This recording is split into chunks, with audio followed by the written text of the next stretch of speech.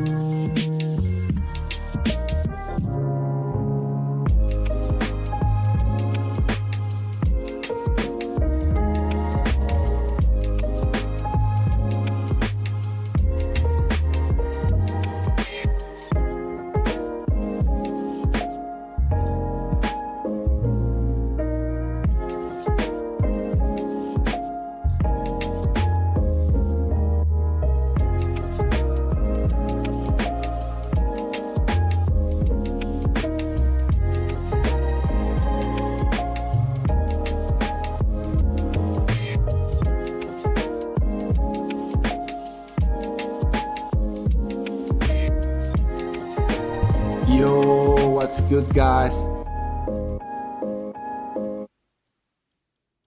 How y'all doing, my guys?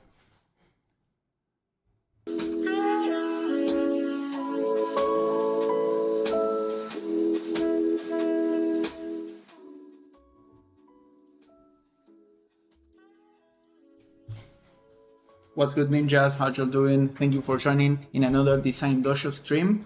How you been doing? How many are we? Okay, that's fire. How you doing, my guys? I'm just trying a new screen setup. I have the Wacom over here, but I don't know if I might end up using it. I think we're gonna do for some of the custom type stuff. Let me know if the volume is okay for the music and everything. What you think about the music? I don't know if it's the right call to keep it on. I don't know if it's better for the stream or whatever, but if later I want to do an edit of the stream to do like a more compact video, then the music, it's kind of a hassle, but let's see. What you doing, my guys? How's everything been? This is the correct amount of coffee for you see there. This is the correct amount of coffee for a stream, you know what I mean? Double Americano.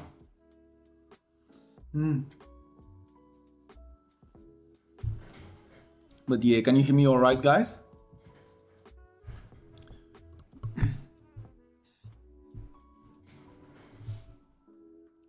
Hamilton fan. I'm more of a Mercedes kind of guy. Now we have Colapinto in, I think it was in the, what was the other team? I completely blacked out. In the other Mercedes team.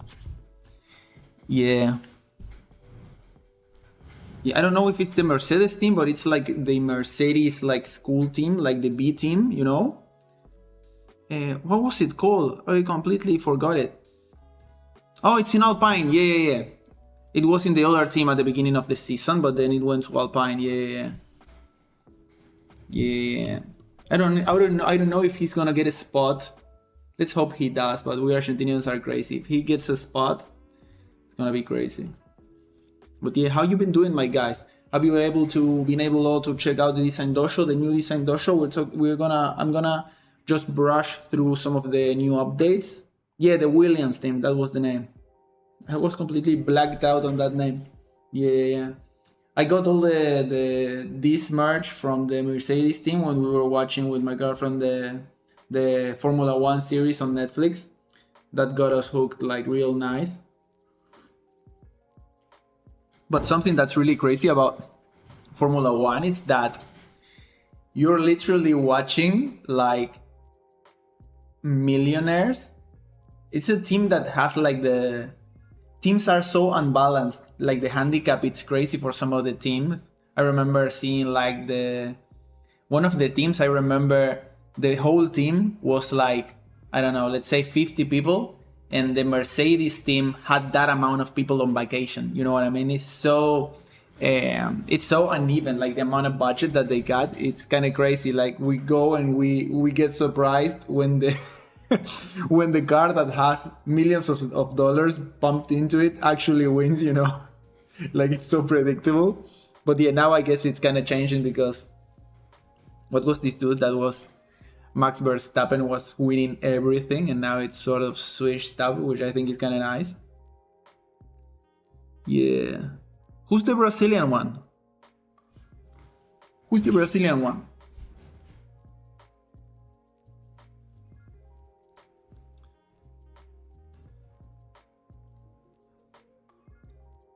Let me know if the volume of the music is okay, guys.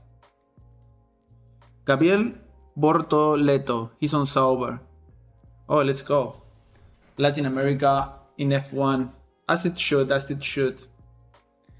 So, how you doing, my guys? Welcome to another Design Dojo stream. This is a space on my Discord channel in which I provide feedback and give weekly, bi-weekly design assignments. Right now, I'm just working on kind of restructuring the dojo a little bit. I'm gonna show you some of the updates now, but I'm thinking of maybe making the assignment just a bit longer. We're gonna have some shorter ones, some a bit longer that need a bit more revision so you could get the time to explore them, because when we were doing the weekly assignments, I felt it was like too quick, right? And you get one go at the exercise and it's not really a good way to really practice, you know, to really practice that and sort of get the most out of what you could get of that exercise, you know what I mean? At first, when I got the idea of doing the Design Dojo, it started as the daily prompts, the weekly prompts for posters. But then I remember, I remember a lot from my time in uni, and I've studied also fine art and went to a lot of sort of academies for design and art. So I know a bit of exercises, and I think I'm better at teaching it, right, and to showing it, and sort of I like to talk about it rather than sometimes doing it myself. You know what I mean? So there are people that are really great, and they are not as good as to explaining it. You know what I mean? And I wanted to actually provide like a space in which we could sort of move out a little bit from the tips and tricks, the quick tips and tricks and the tutorials. You know, it's one step leads to another, and to sort of shift back into to a more assignment-based, process-based, you know what I mean? That's why the assignment sometimes are a bit abstract. These are practices that you need to take, and they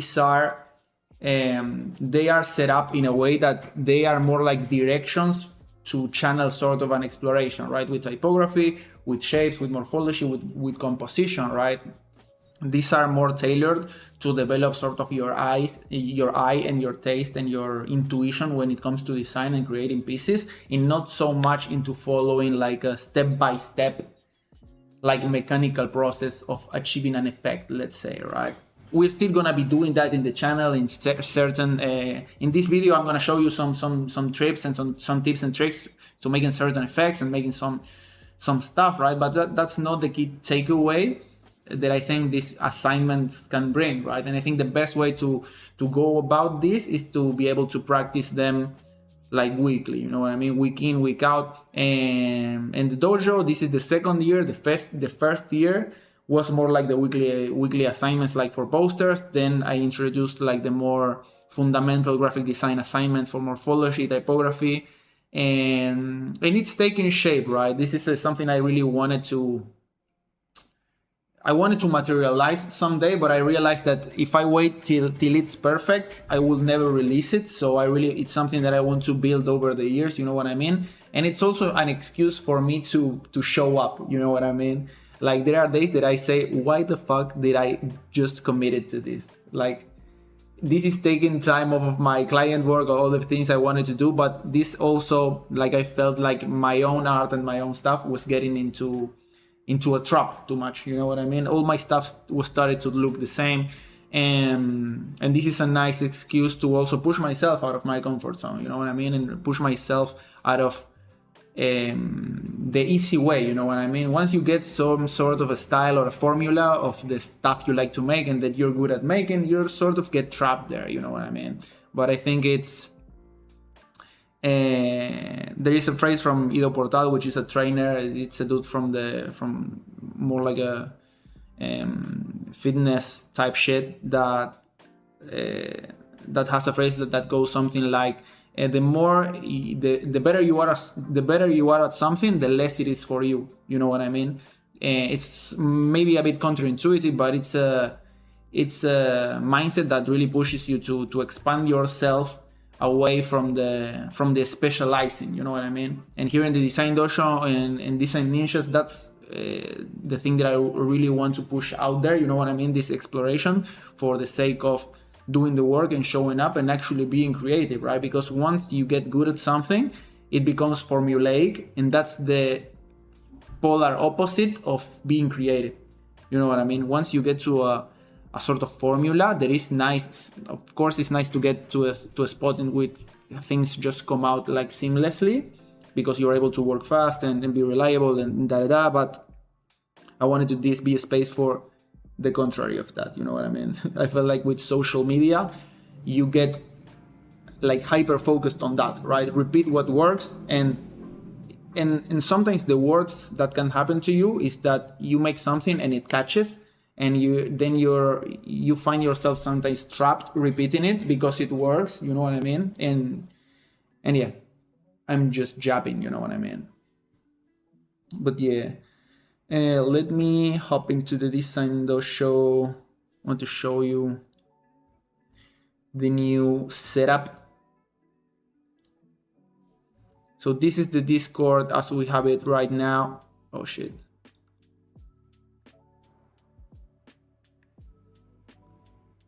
Where is it here? This is the Discord as we have it right now. And I was busting your balls, guys, on the channels, like trying to explain everything, because for me it wasn't showing like all of the channels where I was trying and simulating like the onboarding and all of that stuff. So yeah. Now I made all the new information channels. Here we are. How many are we here? I did all the new leveling stuff because I was trying ways of seeing how can I make this like still being free, but sort of reward the people that participate more, and also make it harder for people that are bots or they just want to plug a product. So I logged some of the interaction behind some roles, but to get to some of the roles, you need to participate. Like introduce yourself and you get the first role, which is the gaining role. Then you become tuning, then joining, and then ambi-operative, which are the patrons that get their own private chat direct with me. But yeah, here we have the new Design Dojo. Previously, the Design Dojo was like this. It was like a channel in which I provided the assignments, and then everyone just posted on the dojo feedback the assignment for that week's, and then I went on and gave feedback here. And one thing that I wanted to talk a bit about, that I don't know if I emphasized this like previously more, is that for the Design Dojo, guys, I really want you to everyone really give feedback of each other. It's not something that you are there waiting sort of passively that for someone that speaks about your work. It could be me, it could be some of the other participants, because I really think that like this search for feedback for your work comes from a place sometimes that you for yourself can see it, right? You can see what your work is lacking, and you need sometimes it's someone with a bit more expertise to tell you something actionable of what your work needs, right? But sometimes it's just a fresh pair of eyes, you know what I mean? Because sometimes you get so attached to your work that it's not obvious, right? But for example, when you look at somebody else's work, it's easier to give that kind of feedback, you know? Even if maybe you're not a pro, whatever, it's easier for you to say what you think about that piece in a way that could be more productive, right? So in the Design Dojo, I guess one of the most important things that you could get, which is one of the things that I got in university, because in university you get that detachment from your work. Detachment not in the sense of not caring, right? You care deeply about the entirety of your corpus of work, you know what I mean? You care deeply about the entirety of your work as a project, but you don't care as much as for the individual pieces, you know what I mean? How do you say like the volume of your work?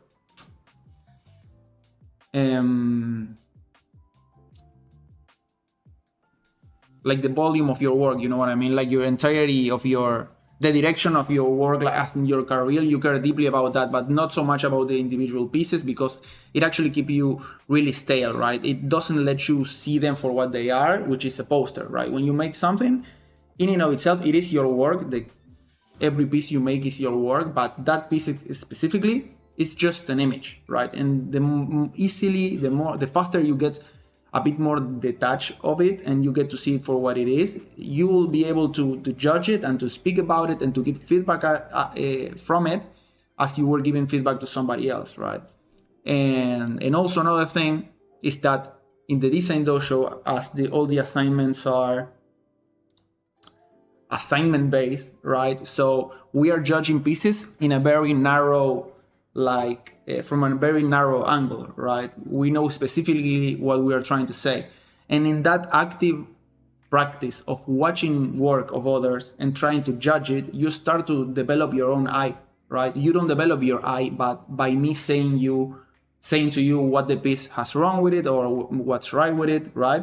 There is some of that, of course, you gain experience and knowledge and insight through that, but I guess you gain much more insight when you realize it by yourself, right? And what the Design Dojo provides, in my opinion, it's a nice concrete feed of of people tackling the same assignments as you, so you can really get to see all those patterns, right? Those patterns start to emerge as you start to see the work of others and start to realize, oh, okay, this works here, this doesn't work there. Oh, he's doing the same that I'm doing there, right?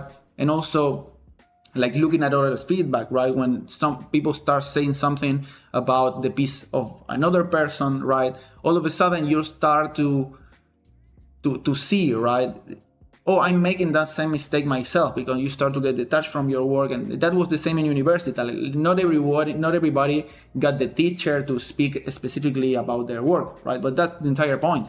You need to learn to learn, right? You need to learn to work with everybody's feedback, right? And all of a sudden, every feedback is useful to you, because you start to see, oh, okay, how does that feedback relate to my piece, right? So, but again, when you join the Design Dojo, you have the information channels. I set up the nice server guide, which has here, please read the Design Dojo. All of this, read it.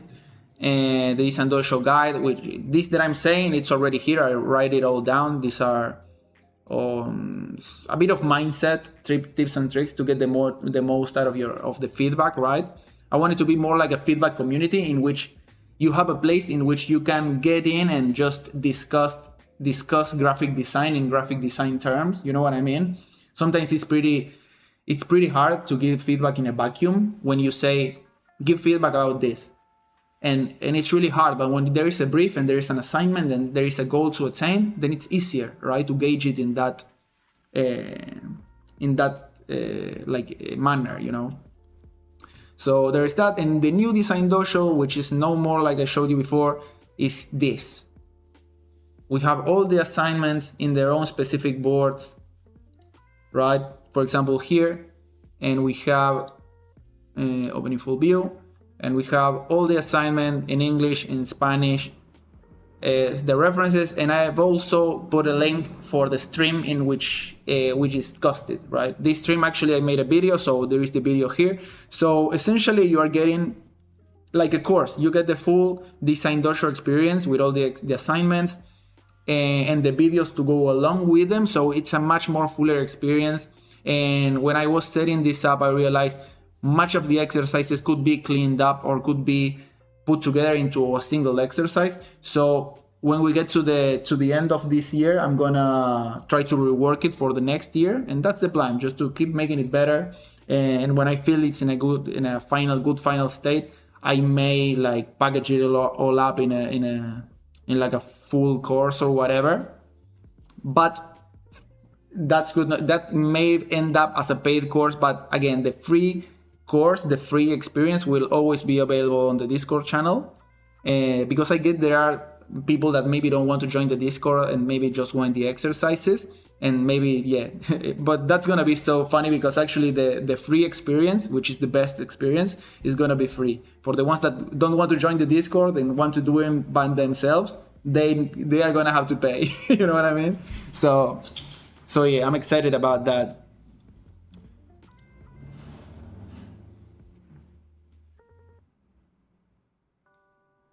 It's often hard to notice flaws on your own work, because to you it already feels complete because it's your final vision of it. And that can be true, but sometimes, you know, more of when you're starting out, you would like to know what's wrong with your work, right? And sometimes you finalize it and you know you can't, there is nothing more than you can give it, but you're still not completely there. You know what I mean?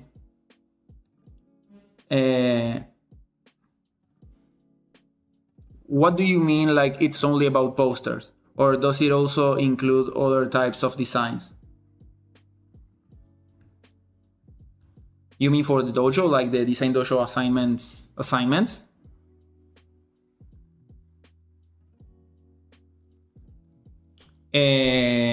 They're gonna be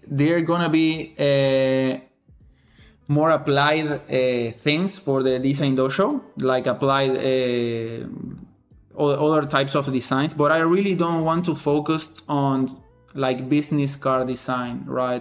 We might end up doing like the movie poster, which is a signature one that we already did last year, but I really want to focus on more fundamental stuff that when you learn it, you'll be able to do whatever design you like, because then it's a matter of common sense, you know what I mean? Like there are maybe some tips that I can give you to make a business card, you know, but that you can already learn a lot of places like elsewhere. Maybe we do a logo thing, right? Something like that, that's more like a cornerstone of graphic design. But I feel like these exercises that we are doing are not just poster. Like poster is the medium in which I tell you to present the piece.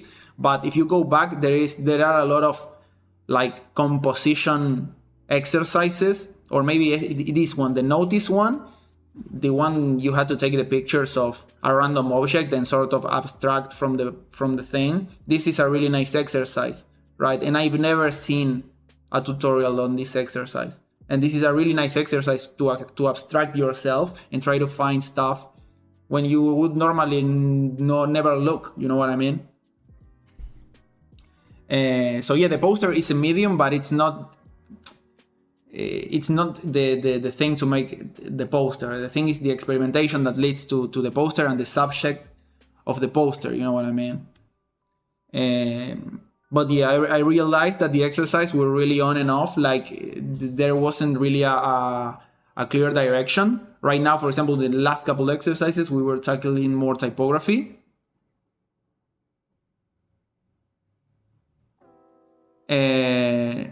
No, my guy, but join the dojo and get to the Design Dojo guide, and there I explain everything, because this on the assignments. You can get feedback, okay? There is a channel for general feedback, which is this one. Here you can upload whatever, and people will give the feedback. If I see it and I think there is something clear and constructive I can say about it, I'll say it, right? But again, in this channel, I also say like make sure you give context so everyone can give you like some productive feedback, right? But this is on the general feedback channel, which is this one that's over here. It's not the Design Dojo, right? On the Design Dojo, you can upload on the brief itself, for sure.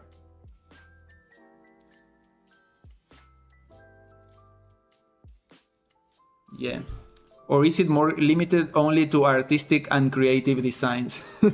I love the bro phrase in it. Like, it's not that it's artistic or whatever. This is more fundamental design stuff. When you go to design school, at least the one that I went, all the exercises in the first couple of years were really abstract, you know, because they're trying to teach you this way of looking at things that is really like to the core and fundamental to composition and to the fundamentals of design, contrast, rhythm, to then be able to build off of that and start to make things that are systematic, right? Then you introduce typography, you introduce images, and then you introduce like semiotics, you know. First, let's make things that look cool.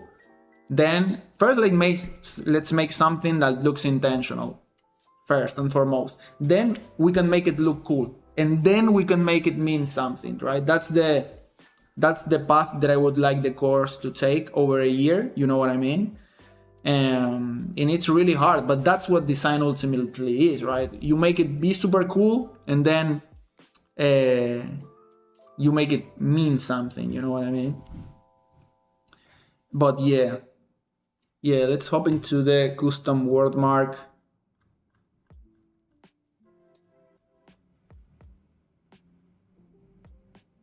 Yeah, the point of this exercise was just to build off of what we were doing on the previous assignments. It's gonna be much easier if you participated in the previous ones,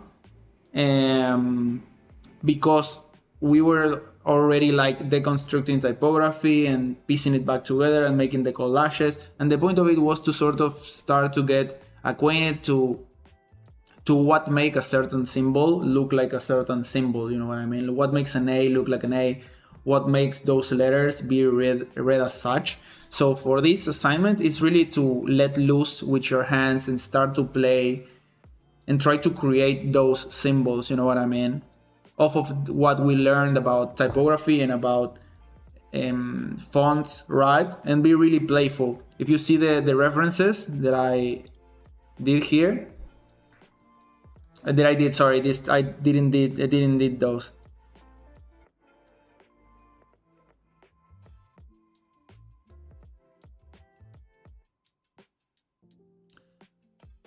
Client designs are usually more restricted since I can't always go to experimental or include very bold elements. I tend to approach them in a more formal, structured way. Yeah, that's totally understandable, and I think it's a place when we all have encountered in our careers. Me myself also. Right now I have a client thing that I need to make like something that's really restricted, but I do have the liberty to see which ways I can make it look cool. And I think everyone gets that opportunity. You just need to take it and present it, right? And if the work is better, there is in no way the client can look at it and say, this is better than what I had in my mind. You know what I mean? Because if you are putting out your most creative thing, and sometimes maybe the client doesn't see it, and it's not striking as much, is because there is something missing there. And sometimes, of course, clients just want what they want, you know what I mean? They come to you because you're a pixel pusher, not really someone they are coming to looking for a solution on something, you know? But you'll get through that. You just need to do more work, get to work with more clients, and just stick to the ones that give you more freedom, more liberty, right? And I guess that's one of the key things when you're a graphic designer and just starting out, is to see in what ways you can start to push yourself more into the role of the one that takes the creative decisions, and you're not so much following what the client says in terms of make the logo bigger, make the logo pop. You know what I mean? We've all been there. Like that's the Sisyphus that's the Sisyphus era in your graphic design career. For sure.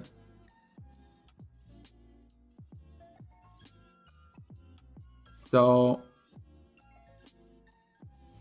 yeah, we have here even the one that I made for the thumbnail. This one I made for the thumbnail is pretty cool. I feel like I really like it. I'm gonna show you how to make something like this. This also I made this with a Wacom tablet, but I'm gonna show you we can do this with the mouse. But again, it's nice to be able to experiment with the. I think I showed you this. Let me show you here. I haven't done like custom typography in a while, right? I think I haven't done any like from the time of university, like over 10 years ago. But we learned it so hardcore that it sticks with you, right? And then you get to look type and recognize good type when you see it.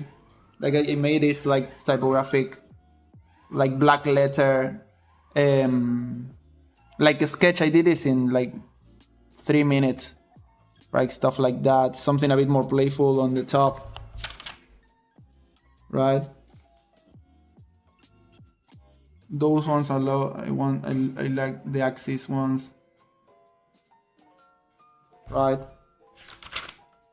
Then you take them in the computer and you perfect them and you make them pop. You know what I mean? But yeah, I really like the ones that are on the dojo.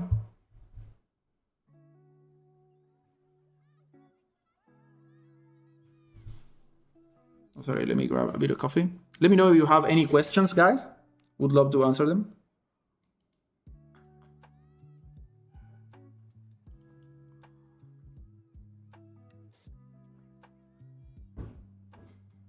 Yeah, for sure, my guy. Sketching is overpowered. Like learning to draw with your hands, it's so gas. And I actually studied like I wanted to be like how do you say, like a concept artist for video games and movies and stuff like that. So I used to draw a lot. I remember I got back from uni, I spent 2 extra hours like drawing like anatomy and stuff like that.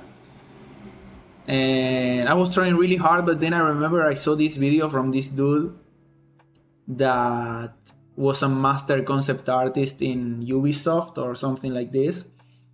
And I dodged the bullet. I feel like now with AI, like designers are in the way. Like there is some overlap there with the AI thing, but I think concept artists and illustrators are really on the chopping block. Like it's gonna be so hard for them to adapt because it's literally stealing from them like hard.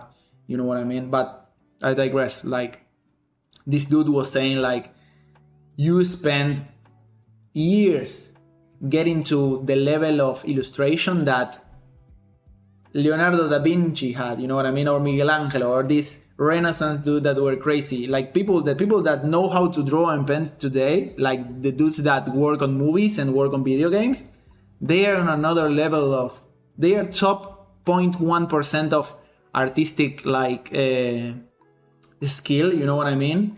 And it's a super, and that's the bare minimum you need to get into the industry, right? And I remember seeing this video that said this dude, like, you need to sacrifice everything just to get in the door, to get to the door, you know what I mean?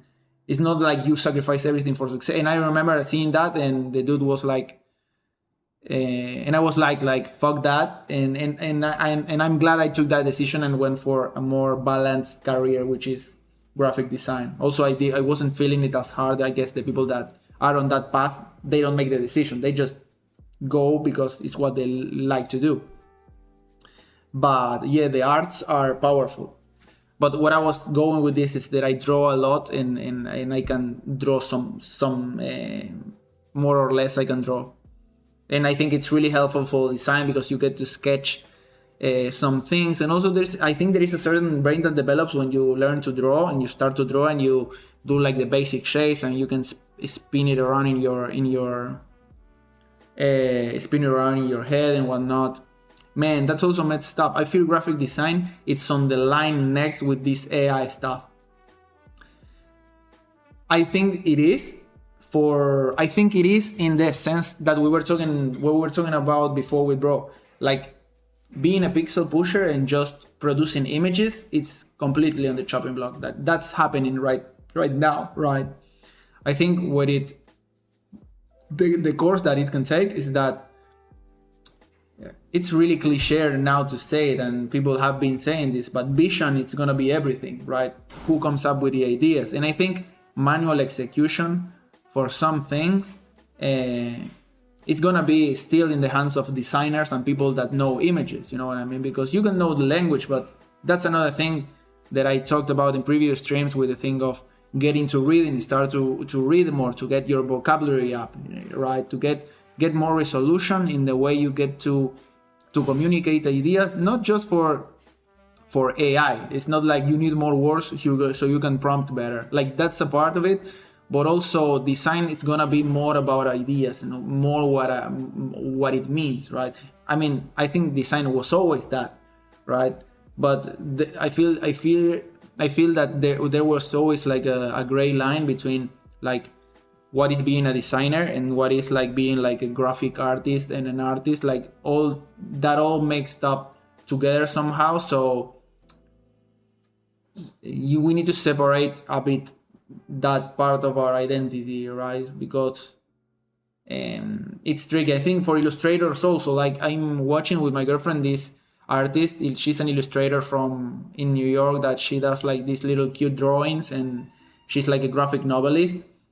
And I don't think that she particularly is gonna be hurt by AI, because she has a specific vision of the books she likes to make. She developed like a product and a vision for this that she make. Maybe AI will end up like aiding her in some way, you know what I mean? But that's because she's on control and she's trying to make something, and she can make it with AI or she can draw it herself. That's what I feel like. And yeah, I feel it certainly with the low level graphic design jobs are gonna be gone. And that's what I fear, and I feel it's happening already. Like there's gonna be only content creators, and there's gonna be like how do you say, creative directors and stuff like that, you know, people that manage the project and people that have the taste, you know what I mean?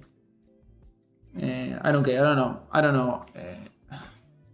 I don't know what will happen. I feel like maybe the ones that do will stay are the ones that have the top tier like skill to get to that 1%. They are the best at these certain things or do things that are really unique.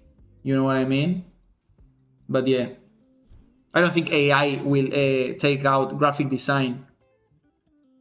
No.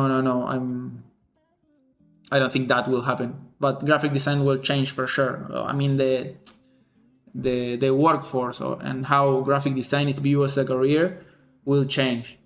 That for sure. Like if you plan on keep doing the same things you are doing now in the future and be able to make that a career and make a living out of it, then I will say, nah, you're crazy. Now you need to try to think how you're gonna fit into that thing.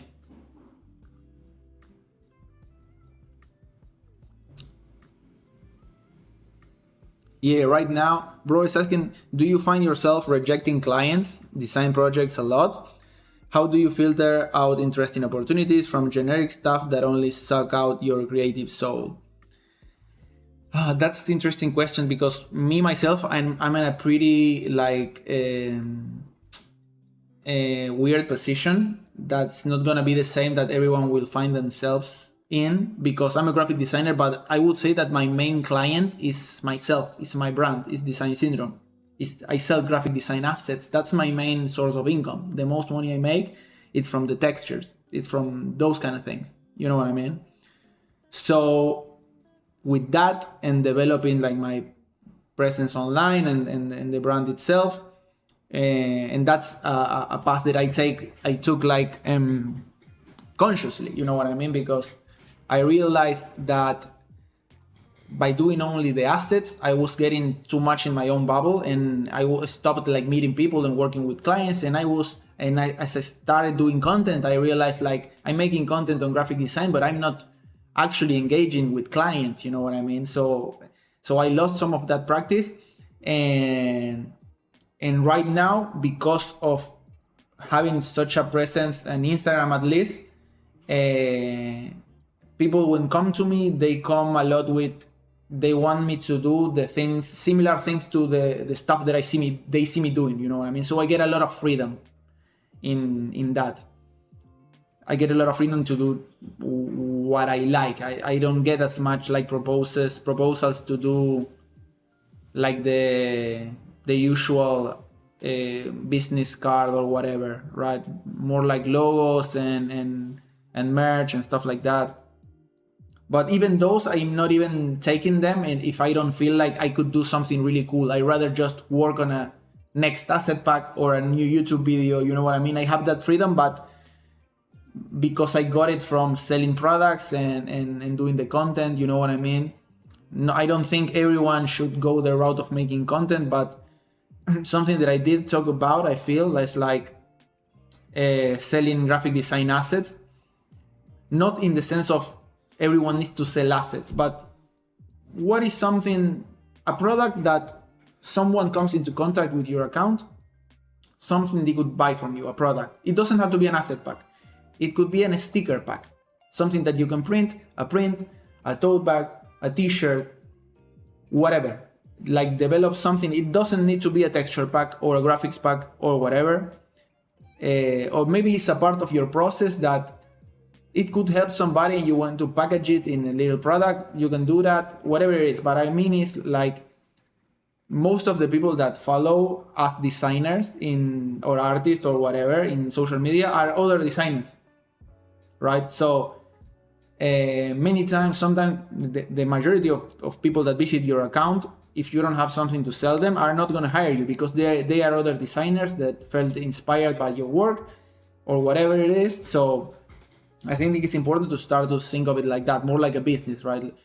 What is all this traffic that I'm getting? What do I have to offer to them? So in that way, you cover yourself up to getting a bit of income from that. So you don't need to take every work you make, you know what I mean? I make money from the assets because I actively sell them also. That's the thing, right? You can make whatever amount of assets you want. But if you don't actively sell them till it gets enough traction, till you get some passive income out of it, for example, right now I'm not actively pushing my assets all the time. I do through like the videos and stuff like that. I'm not making so much content on the assets themselves because I'm experimenting with the dojo and all the kind of other kind of stuff. But the idea is sort of that, right? What kind of product that you develop, so you can make money también, you can make money also of your designer like fan base, you know what I mean? And yeah, that's really freeing, because a texture pack doesn't cost as much, but if you get not so many people to buy it, it's a good amount of money that you can make, right? And in for example, when I make an asset pack, I usually start from, I want to make this really cool, and I make the asset pack to make that I want to make. I make the pieces because I want to make them, and then I sell the asset pack. So it's a win-win-win, you know? But this is where, because when Design Syndrome started, oh, sorry guys, we deviated from the main subject of the stream, but this is the last thing I'll say about it. When I started, and it's actually a nice segue to the exercise. When I started graphic design syndrome, I was doing it the aesthetic things that I only wanted to make, and that was fine for a time. I was getting clients, whatever. Then listening to Chris Do and all these cats, I needed to, I need to develop a product. And I saw this podcast of the dude from Creative Market, or Texture Glitch Supply, and it was like, I need to make a digital product. And I was already having this idea from reading other books on economic freedom, I don't know, whatever.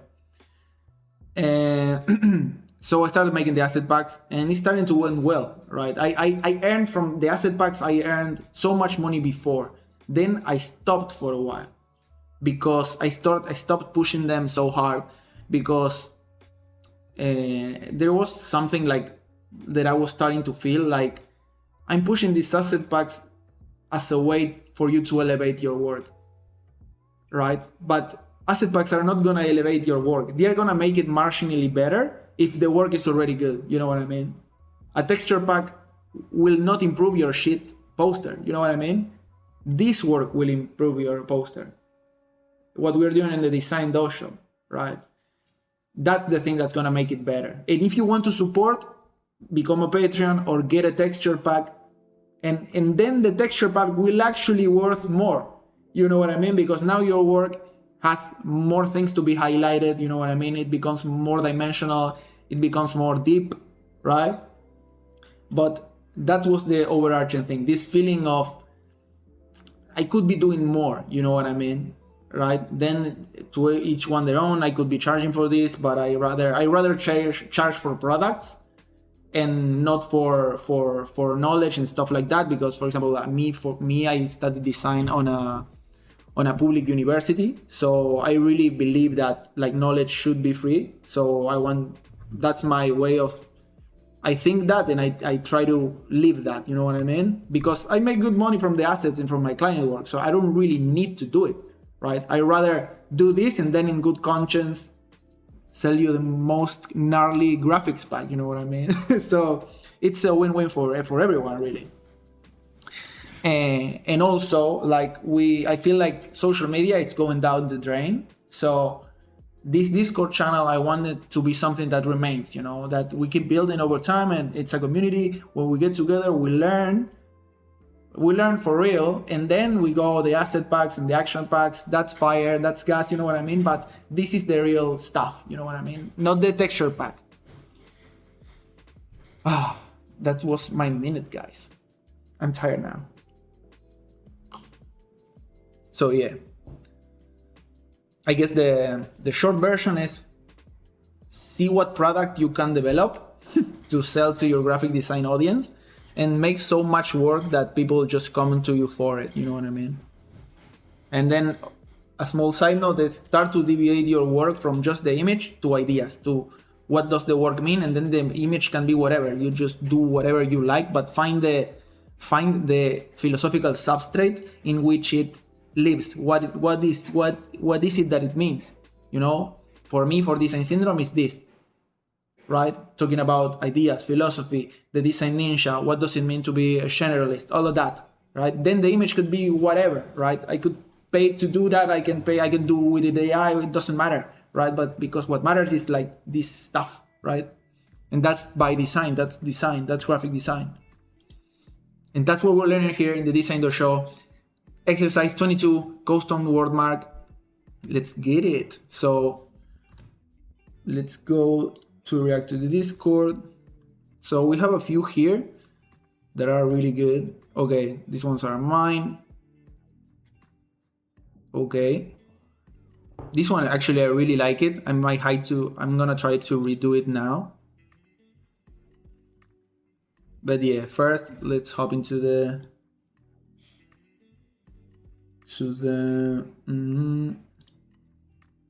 I changed a bit this, and there you see the chat.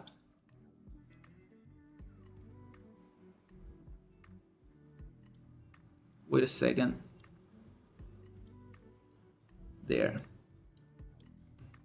So these are a few that I made. I'm gonna show you now.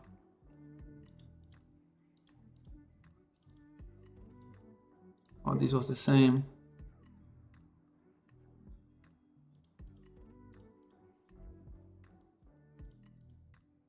This was the same one. And I'm gonna show you now how to make.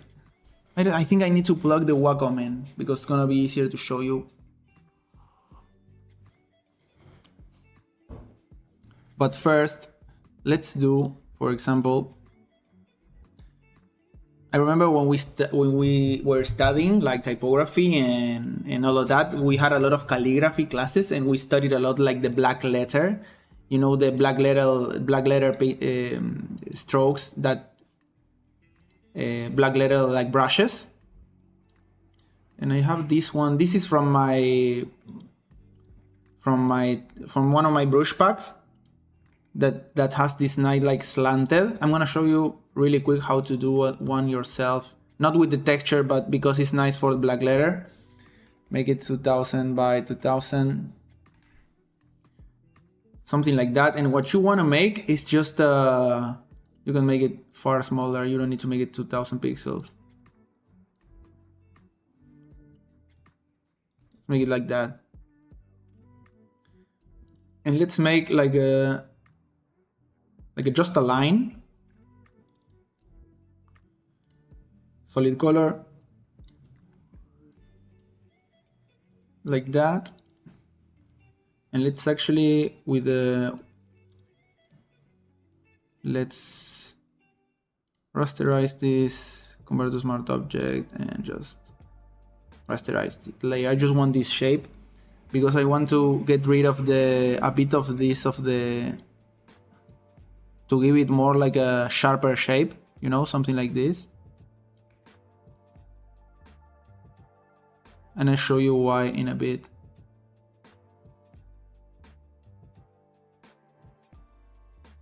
Like this. It doesn't need to be like super accurate, right? With this, we're gonna again change the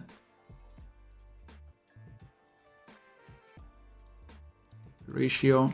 We're gonna make a brush like that. Go to edit, define brush preset over here. Let's name it whatever. And then we have here like a perfect. This is really nice to do black letter because we can slant it a little bit. And the thing with black letter is that you just need to move along the direction of the stroke. So you see how this line has this direction and this direction, right? So you only try to move in those directions. So you get the really thin part of the font and the big part. So maybe I do with shift, right? I guess shift click, and then I do shift click here, so I get the nice straight part. And then you get to play a little bit. You know, one nice tip is to go to the brush and you go to the smoothing and put quite a bit of smoothing if you're not gonna do this like with a Wacom tablet or with a tablet or something like that, so you can play a bit more with the shape, you know. And the smoothing actually helps you a lot to smooth the lines, right? So that's fire. Let's do like some guides here, right? And then you start to play with what we already learned about typography and the letters, you know. Like here I'm just like doing some messed up symbols just to see what comes up, right?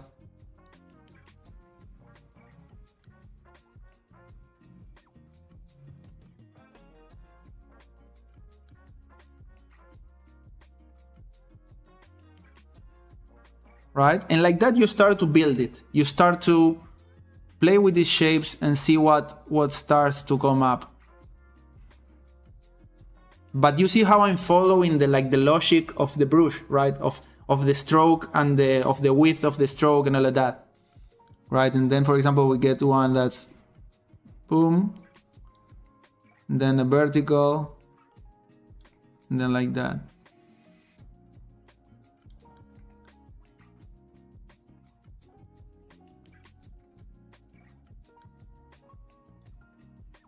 Right?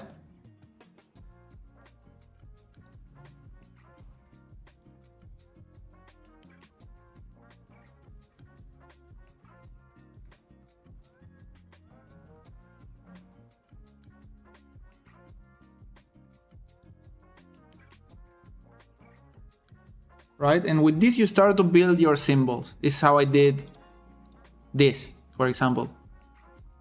Right? And what's really nice about this sort of black letter brushes is that you can spin it around. If I spin the brush and I put it in other direction, then I can start to play with this other direction, right? I make like something like this, like that, and then I start to play in this other direction. And then from here I take it here, no, to here, to here.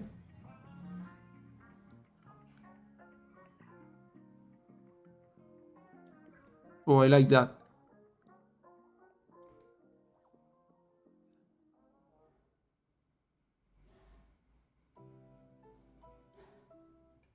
Then we,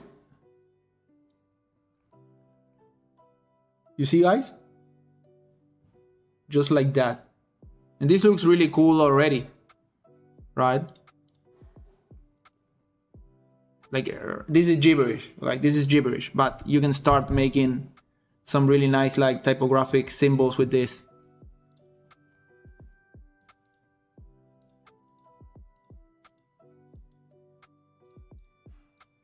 You can even play a bit with the junctions, right? So maybe here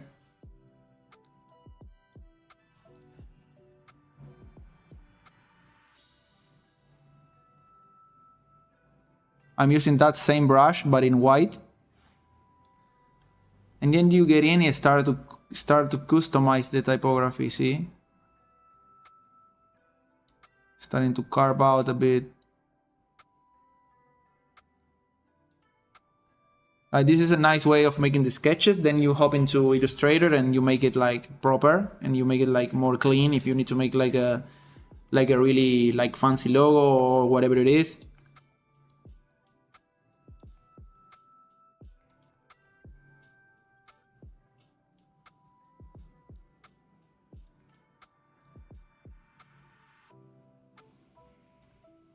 But it's important that you follow like this. The modularity, we already talked about the modularity in like previous streams.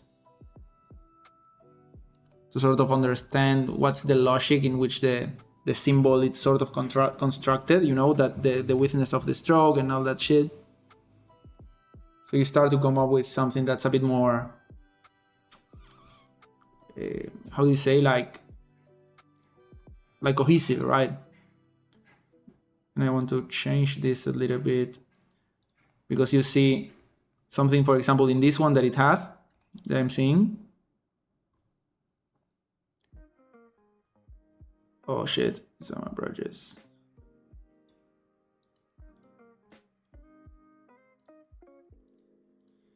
Is that you see this spacing here is too wide and here is shorter. So it would be optimal if this spacing was the same. I mean, this spacing was shorter, so it's all rhythmic and it follows like the same, like logic, you know what I mean? So I need to grab this and bring it in.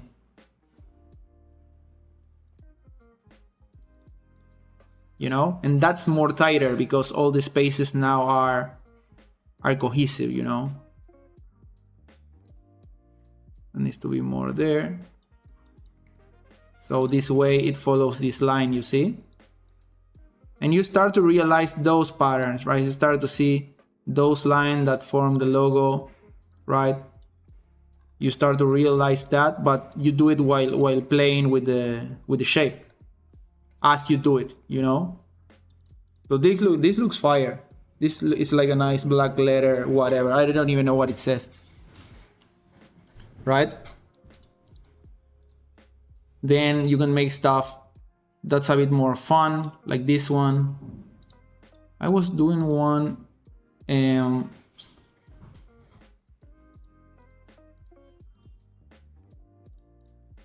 there's a layer setup I want to show you.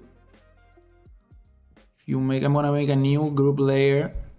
I'm gonna put some white color and I'll show you the complete effect in a bit. Let's just do a random brush.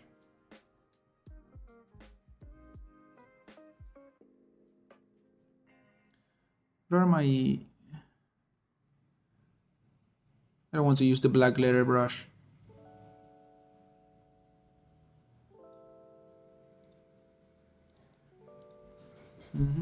Let me know if you have any doubts, guys, or you want me to repeat something or whatever it is.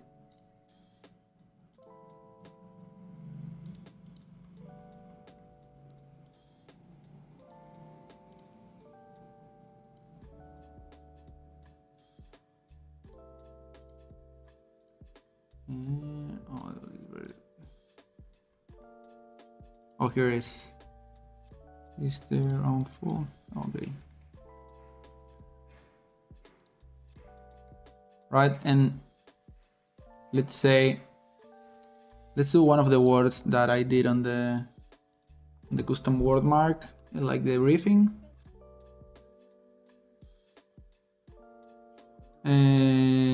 What was the word? Like Nova, Kern, Flux, Axis, Void, Sync, Orca, Nova, Kern. I like the Kern word. So one thing that you could try is to turn up the smoothing really high. The smoothing, what it does is that it smooths your line, you see? Like it averages, it creates an average path from all your shaking and creates like a really nice smooth line. So with this you can really start to play, like, for example, what makes a K, right, is to having those little, like those lines, is to have the vertical, and these two lines make the K, right? So we could make a symbol in which we sort of make that like really visible and exaggerate that a lot. So we could make like a small vertical mastel here, and then we make like a big...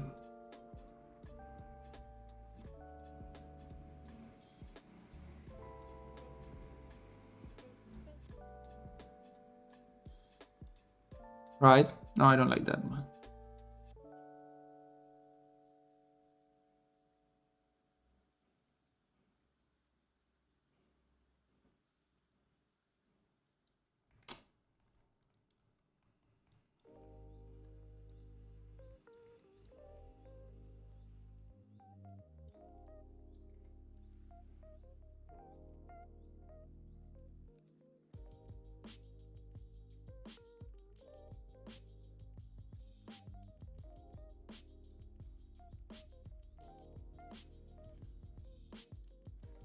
right? And now I got this first symbol, right? So this starts to give me like some sort of a logic for the characters. So I'm gonna make it a bit bubbly. So I start to see how I can sort of start to build the word, like fitting it in. So I guess the A could be like here.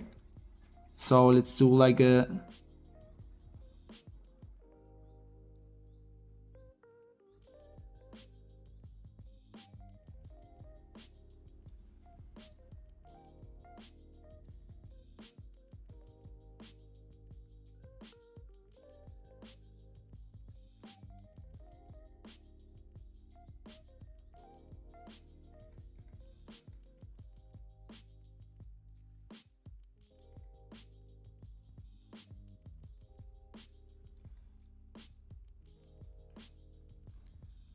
so the R, we could fit it like so. But again, the R has this like signature, right? So maybe we want to, and also we have this space that formed up here. So what would it look like if we try to incorporate this negative space that we got here, like in the R? Maybe we could do like the top part of the R, create some negative space there.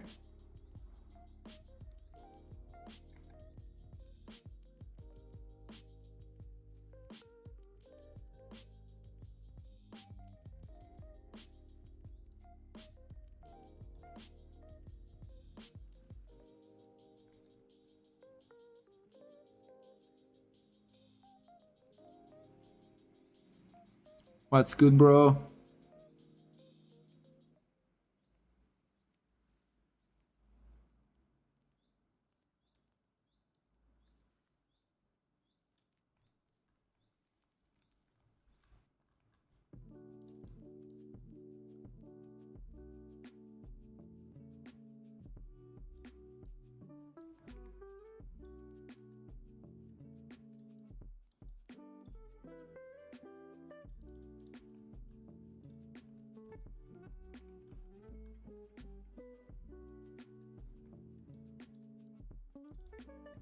Now we make the N, and let's make it, since we hope that you remember what I was saying about the sort of negative space that we got here, and then we sort of replicate it here, so we retain some of that rhythm. And then we have this really bold font here, a small font here, a big font here. So the N, it made sense that to repeat that rhythm is like a small N, you know what I mean?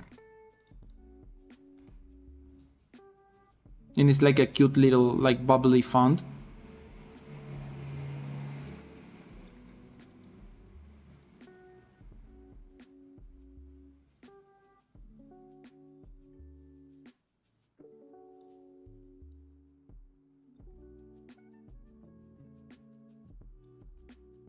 Right, something like that. It's not perfect because I did it with the mouse. Like, I don't like this counter shape. Let's actually get rid of this. Let's redo the R. I don't love it.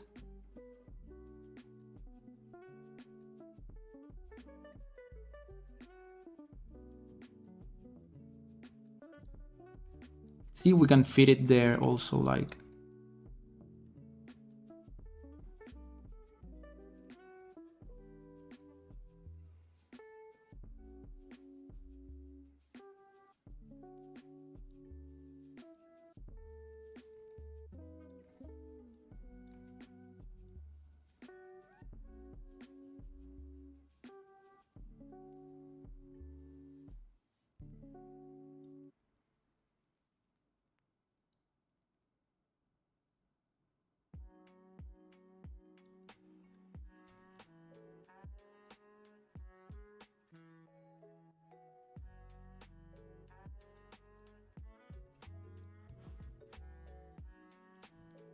We grab this symbol and I'm gonna... One really nice practice is to make each symbol in a different like in a different layer, so you can then morph the symbol as you like, right? And right now, for example, I do this and I go to filter or edit and I create a puppet warp, and then I can right? And I can fit it anywhere I want.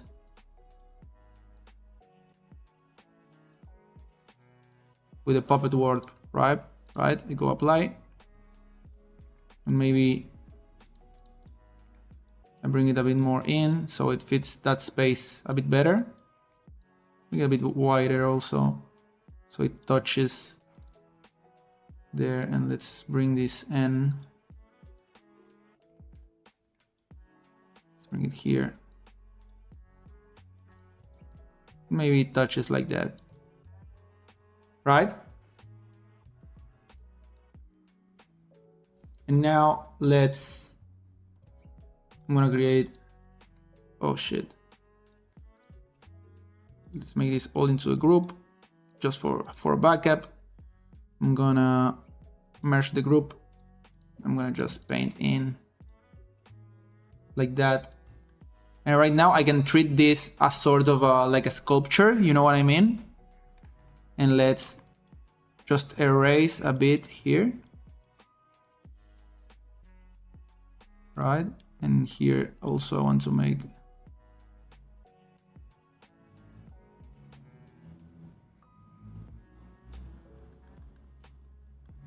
something like that. And you see all the edges that are a bit, how do you say, all jagged. I'm gonna show you a way in which you can smooth them out. So grab all of this, Control C,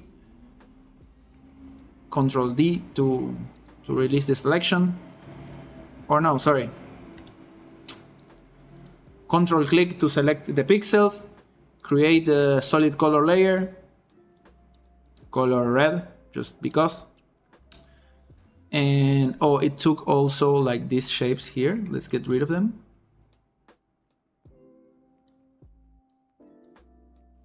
Right? And go into the mask here by pressing Alt click. And actually, I think that this space that we have here, it needs to be bigger because it's gonna collapse when we do what I'm gonna do now. I already know what's gonna happen. Oh, let's leave it, and then if trouble happens, I fix it. But I'm just realizing that thing. You see all this negative space that we have. We have here, we have here.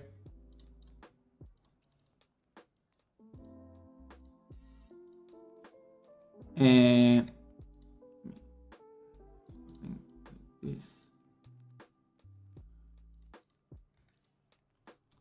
you see that we have all this nice chunk of negative space here. Then I replicated it here. Then we have some nice here, negative space here, negative space here. And then we have these really small pieces here that really break a bit the flow of the logo a little bit. It would be better like if we have a bit more space within this part of the logo, like in the eye of the E. So this is one way in which you can start looking at your logos and stuff like that. If it's part of the idea that maybe it doesn't have like this rhythm, then it's good that it doesn't have it. But in here, I feel like it bothers. It makes it like not clean, you know? Like this little space that it has here. So, so let's play a bit. Color white. What happens if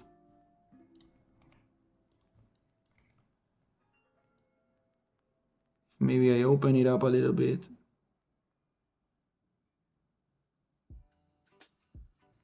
And maybe it's like more, so it follows like it's bubbly, you know what I mean? Charge complete.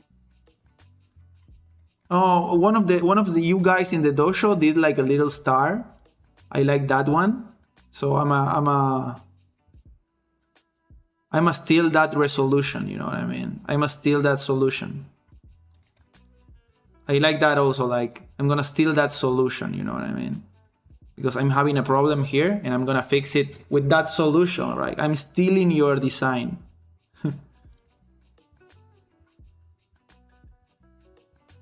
I mean, it's not the same design, but I'm stealing the way in which you solve your issue. And here I can do sort of the same. I can do like a little star here.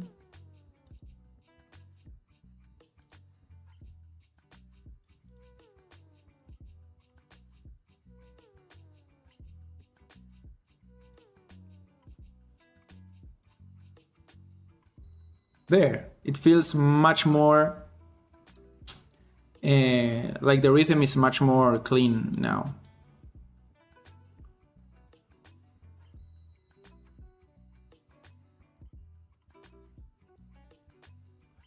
Right? So I did this all over here. So what I'm gonna do now is enter the mask, and here I'm gonna make an average of the entire shape. You know, you see how we have this jaggedy edge over here also. So we're gonna do filter, blur, Gaussian blur, and we're gonna do like a not so crazy, like maybe a 3. And then if from there you make adjustment and a threshold, then it functions like a way in which you can smooth out your logo, you know. And you also get like that nice like little bleed there. If you make it like harder, let's say filter, blur, Gaussian blur, and you make it more, you know what I mean? Like that. And then I go image, adjustment, levels. Sorry, it was not levels, was adjustment, posterize. Oh, sorry, I got a message and it distracted me. Adjustment, posterize, no, it was threshold, sorry. And here in the threshold, right? And look at that.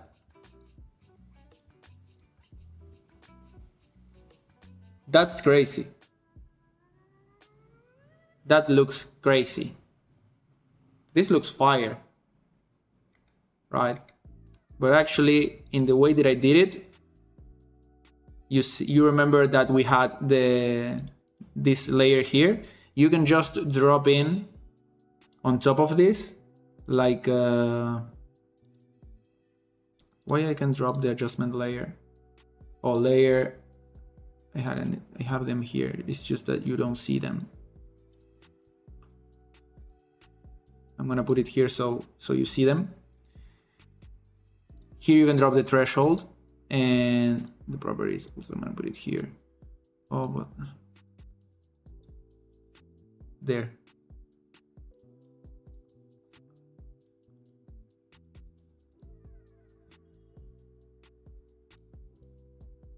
I'm trying to move this so it there.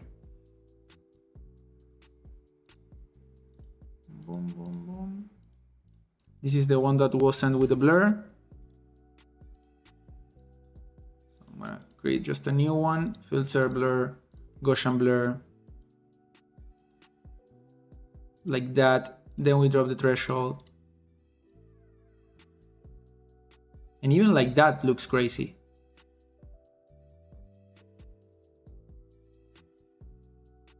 You see? And like that looks crazy. But let's say we did the one that had a bit less like of the blur.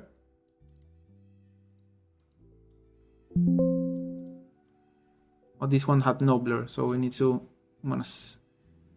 filter, blur, Gaussian blur, and add. The more blur you add, the more it's gonna smooth out when you bring it in with the levels, right? So that you get a bit more control, right? But I really liked this one. That was really like with the nerves and everything. It's really like a really nice like experiment, right? And then this you can just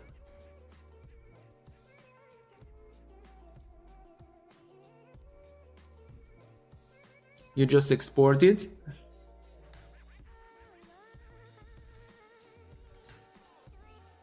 Kern and just drop it into Illustrator.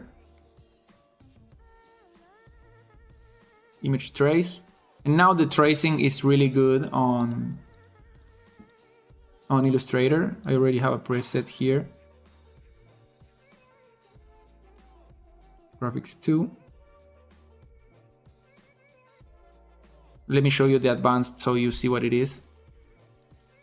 You can give it as many paths if you want more paths for more resolution, but because it was already pretty smooth out, you don't need as much. Less corners, less noise. Let's give it a bit more noise, just so it copies a bit more of the edge.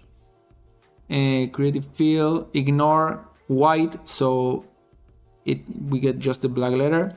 Expand, and then you have like a vector like piece. And then like this, for example, you can add something like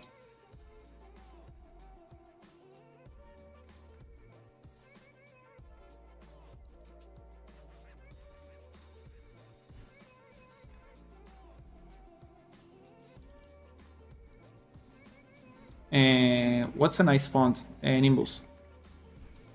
Nimbus, like that.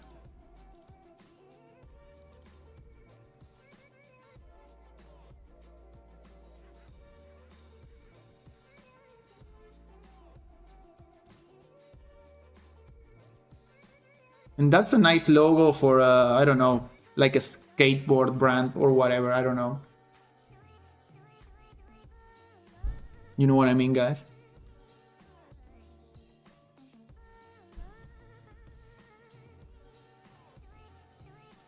So we got something like that.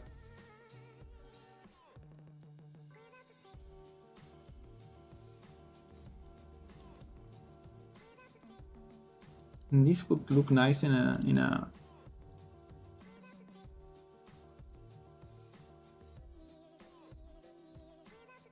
it looks cool. You see, and even you know that we have like this like the color all like that. You can just even bring in like a pattern.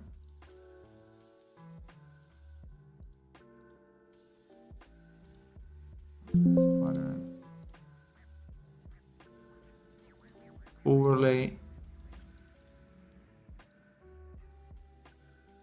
I copies too much of the texture. I don't know if it's that good. Oh, but I have another one that's better. Like this one.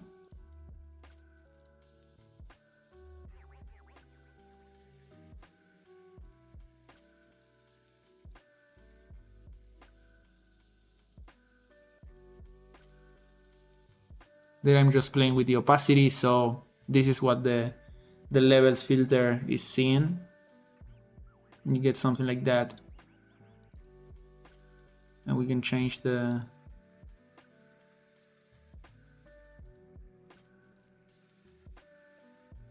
this is cool also if I give it more scale.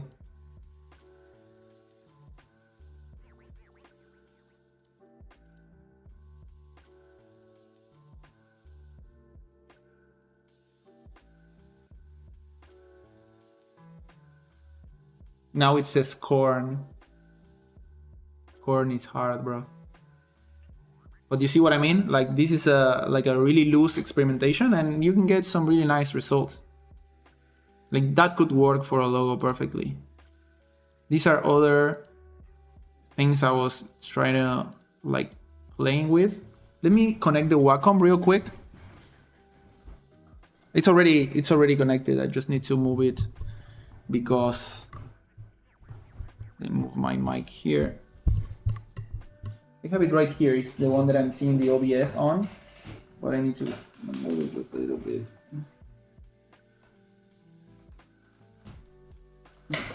Let me know, guys, if you have any questions or whatever, something that you would like me to try or to talk about.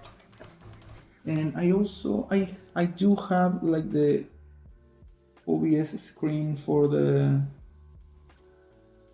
Wacom. Turn it on.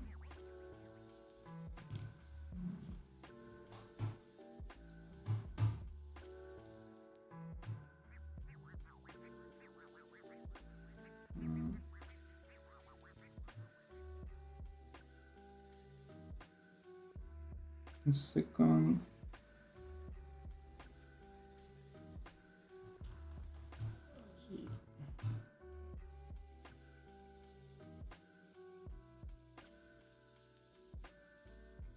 Ahí está.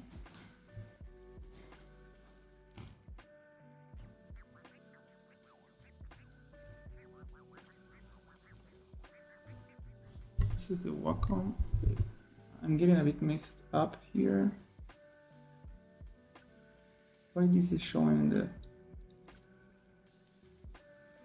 Oh, there. Sorry, I wasn't understanding. And now let me have like a Wacom preset. Like that. Let me put this window here.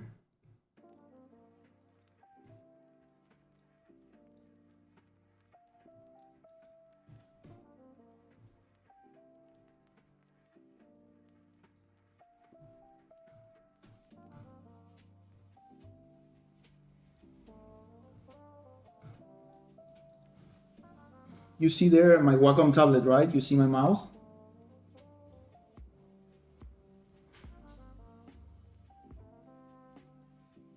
I think you see my mouse.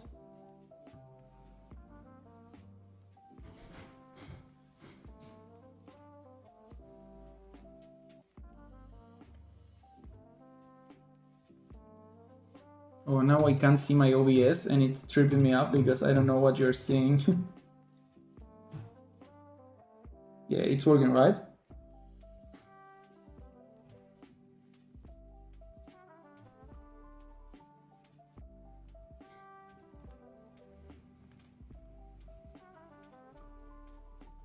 Okay, so I want to show you like what I would do if I was, let's say this is on a pen and paper, right? But let's say maybe you want to sketch some black letter. You can just do it with like this, look. And you sort of try to draw like what it would look like with the direction, right? And you try to move in those.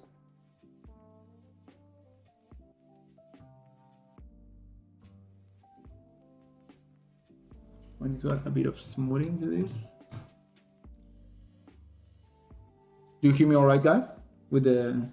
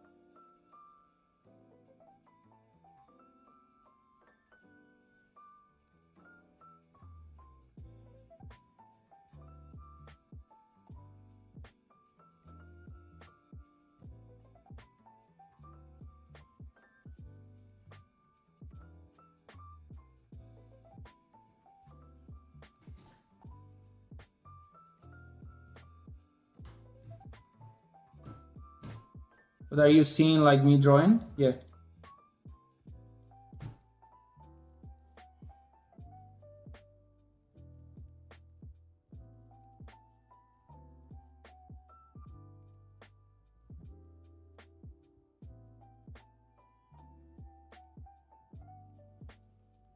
Like that's your module. Get rid of this. I don't like that. Right, but this is like your main like module for black letter. Right, and from here you can really play and do whatever.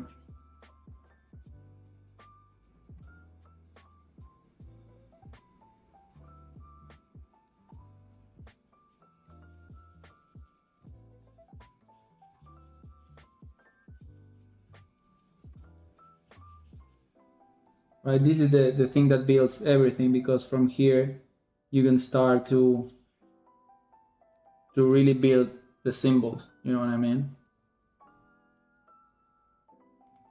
Right, and from here you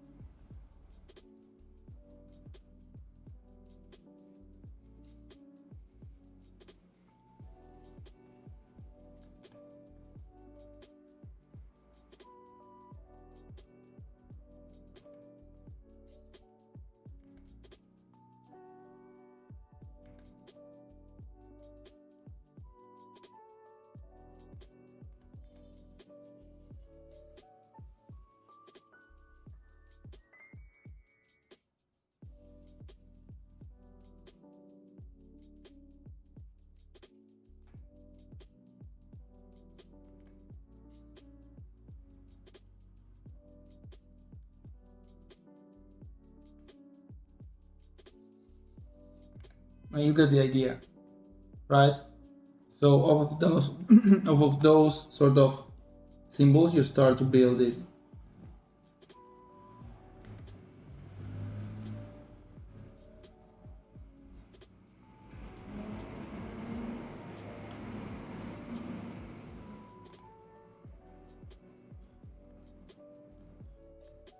Right, but the idea is that sort of try to get really loose with your hand and try to sketch out those characters and see how you can make them fit in. I was playing before with this like idea like for an A, right? Because I was playing with the word like axis and it was something like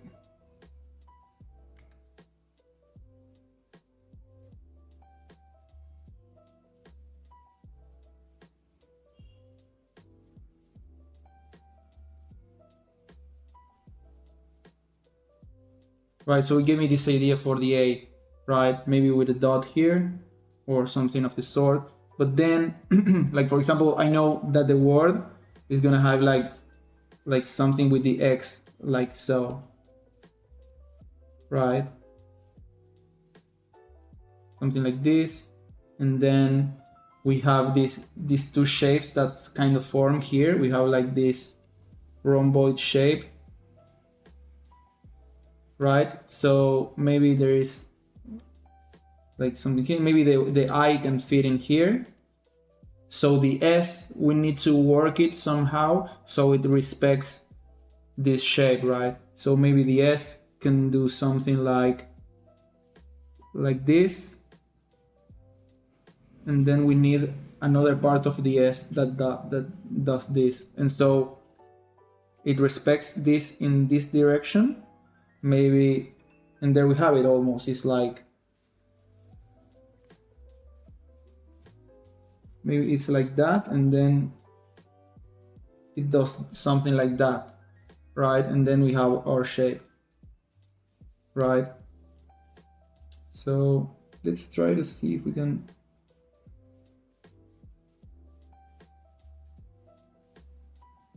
make it appear somehow.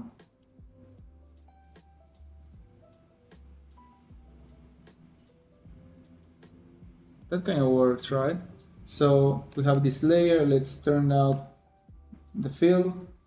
New layer on top.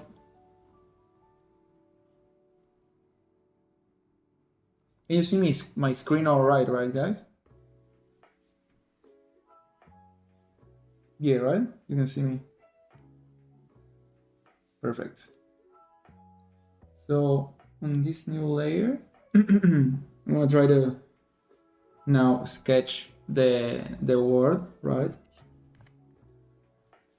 Go with a black color. So now I sort of know. So I'm gonna be more granular when I play with the shape itself. So I'm making some irregularities in the outer part of the shape.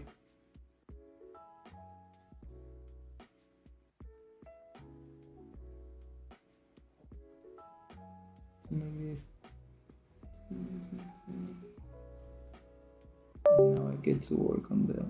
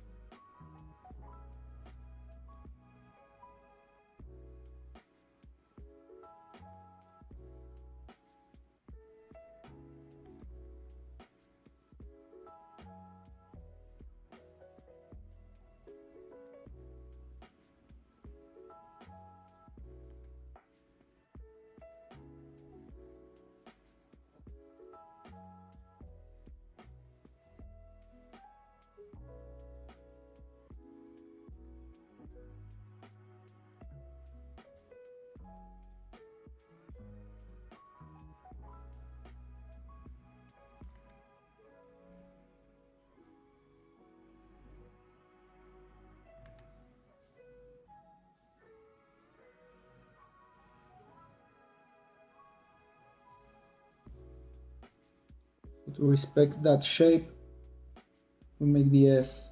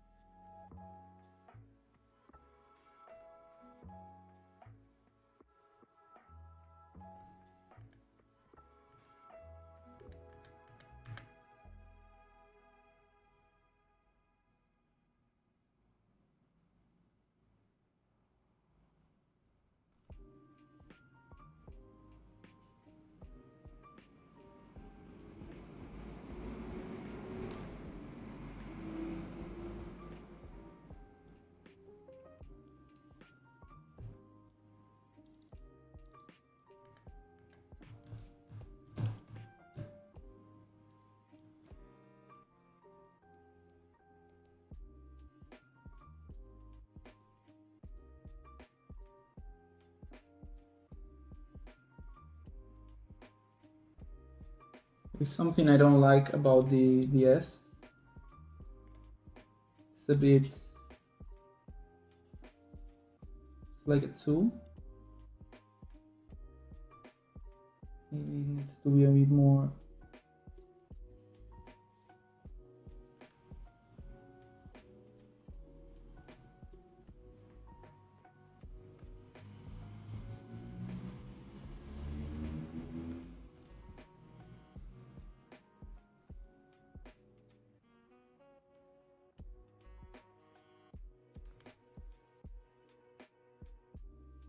Needs to have a bit more of a belly, you know, in that part, in the outer shape, because the S has this like curve and counter curve, but it needs to have that belly, I feel like, so it doesn't look like a 2 or like a flipped C, you know what I mean? So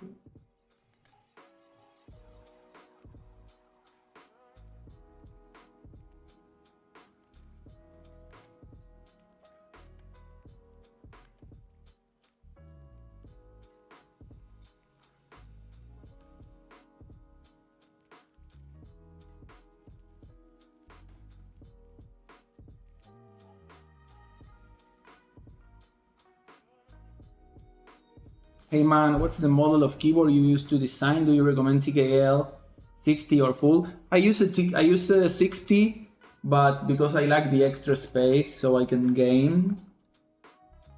But don't do that. Like, I guess the numbers are nice to have. Oh no, I don't like this. This S. Because you know where's this line, the line of the axis, which is the name of the thing. It goes by the middle, so this is the middle point where the thing of the S should be. So it needs to be like off of this point that the S goes. Brr.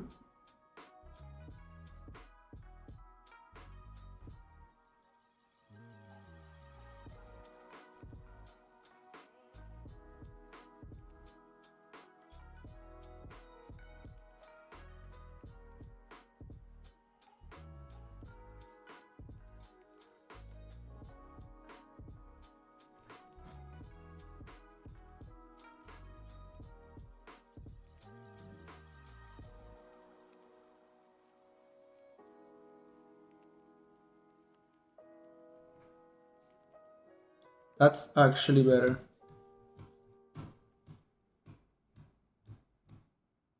Oh my guy, tomorrow wish you the best in your work, my guy. Wish you the best, bro. Sorry, I'm too locked in this. This is also really nice about typography, is that you get kind of sucked in. I'm drawing. I could have made it with AI, but fuck that, you know what I mean? I use it to make the texture, but for this it's like, and then that's fire. That's nice. What would you say is the problem, or what do you see as off in this? What do you see as being a bit off in this particular lettering? I'm seeing something. It's really subtle, but I guess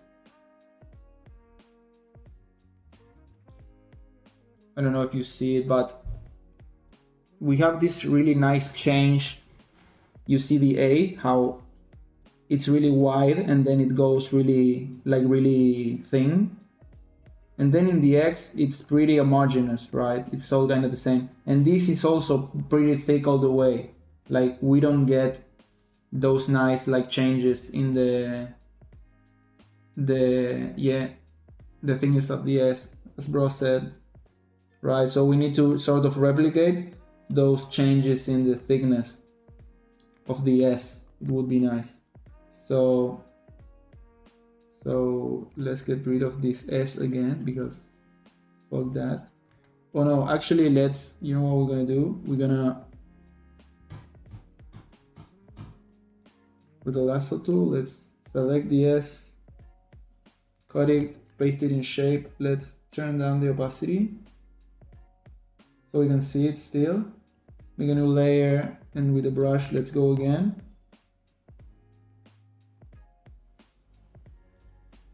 Let's see if we can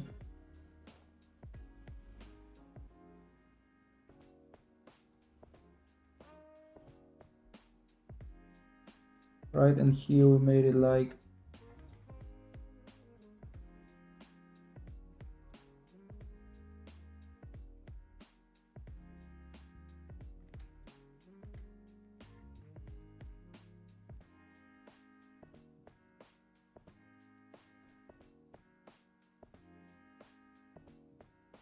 right in here.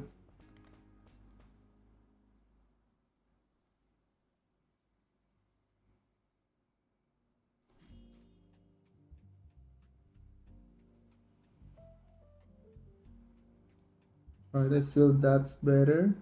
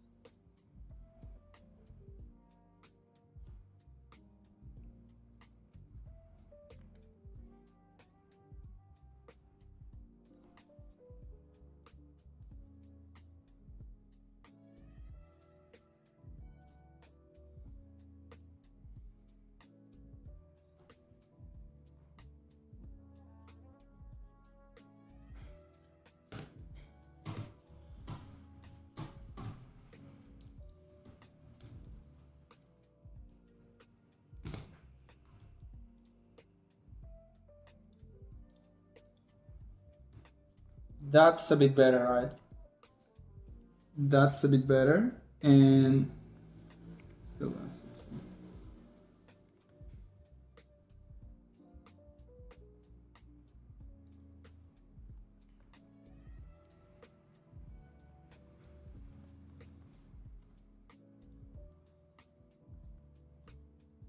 let's merge these layers.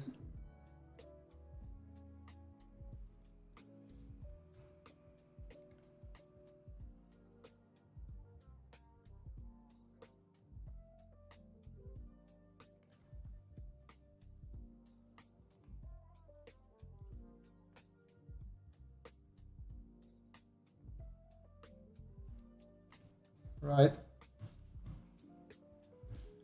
This is the same. Let's go back to here.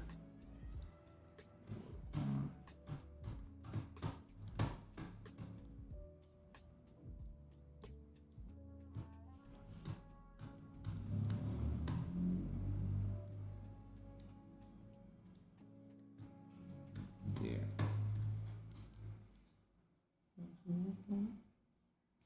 Oh, my camera died? When did it die?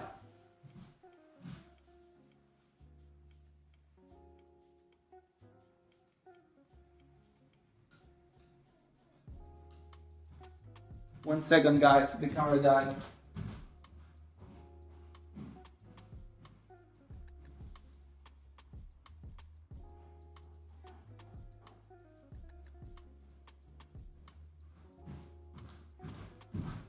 Sorry. Oh, nobody told me. I didn't realize.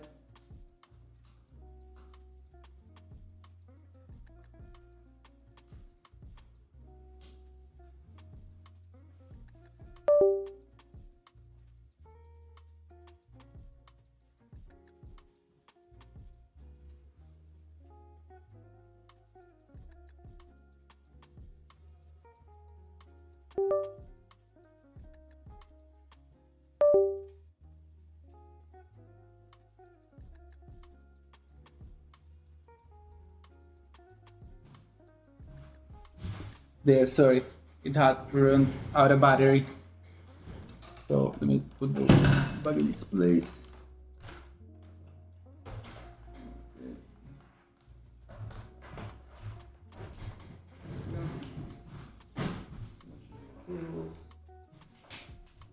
There.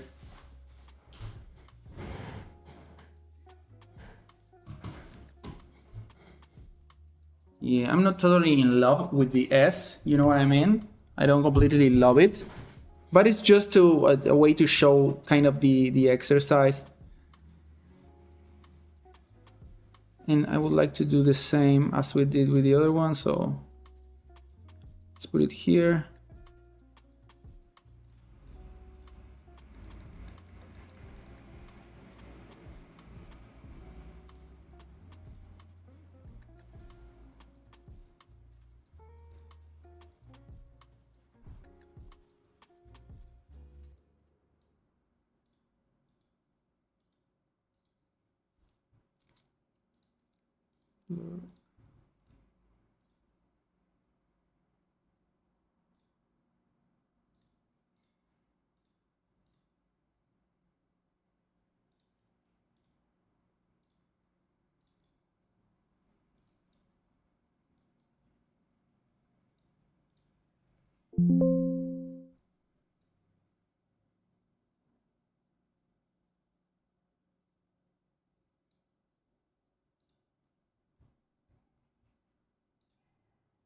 Yeah, it kind of does, right?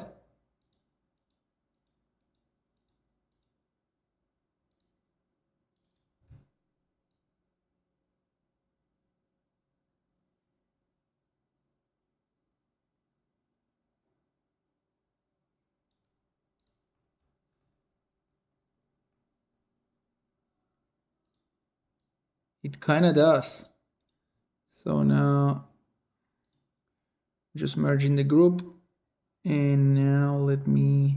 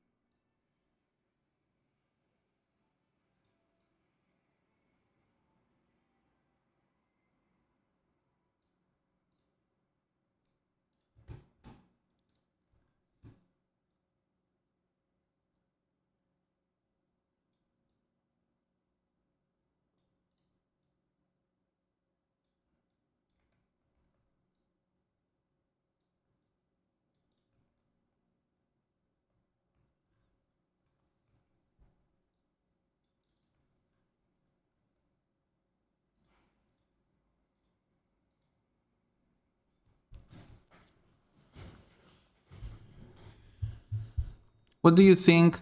What are your thoughts on the price of Adobe apps nowadays? Do you think young freelance designer should buy the Adobe Suite right away or try free apps like Affinity? I mean, my guy, like, these are like, I don't want to shield for Adobe or whatever, but it is industry standard. Like, the moment you start making some money, you should get the Adobe subscription, in my opinion. It's just what everybody uses. Like, for compatibility, you start working within a team. It's most likely everybody's using Adobe. I think you shoot yourself in the foot if you try to go for the cheaper thing. Like, the cheaper thing will cost you more in the long run. You know what I mean? Like, do what you gotta do. Get your hands on the Adobe Suite.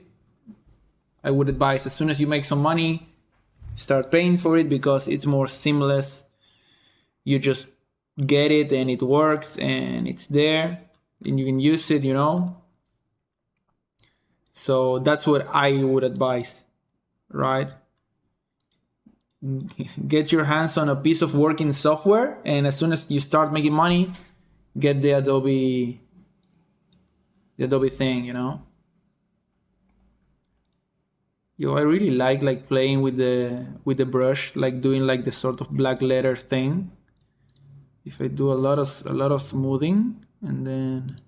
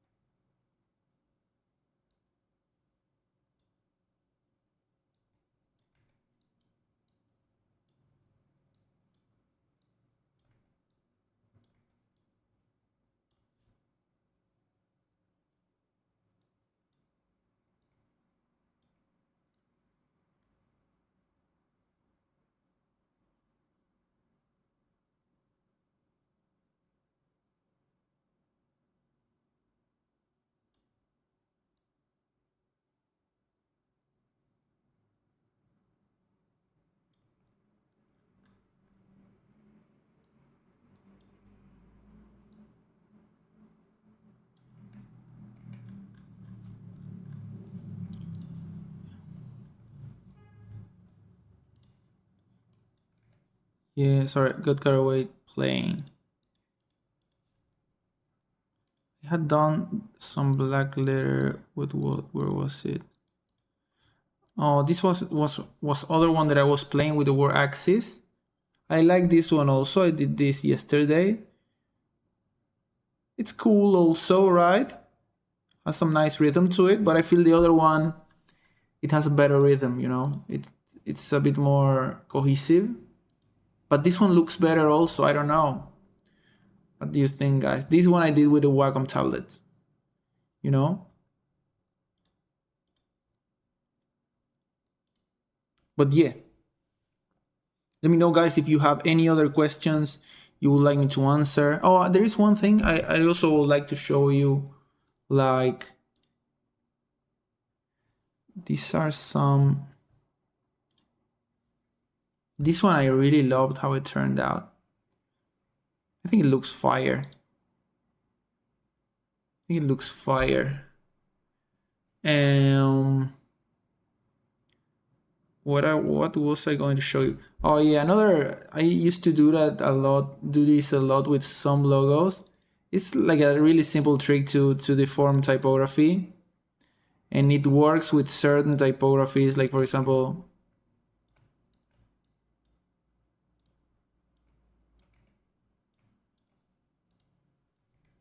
maybe you have something like this and you rasterize it, filter, and you liquefy it, and you try to leave as much as of the typography, leave it like it is, like the top part, we're gonna leave it like these parts, we're gonna leave it as they are. So maybe we deform this. I want to see what happens if I do this, and then with the reconstruct tool, I bring in the rest, right? Something like that.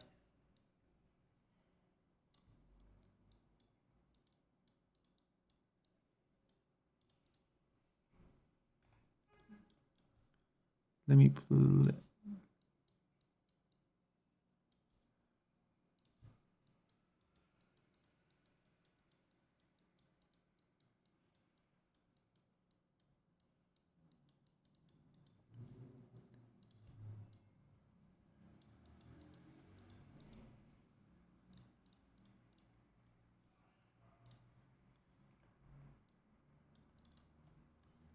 Right? That looks fire also. What was another word we had on the assignment? Like, or Sira. Sira, I like that word.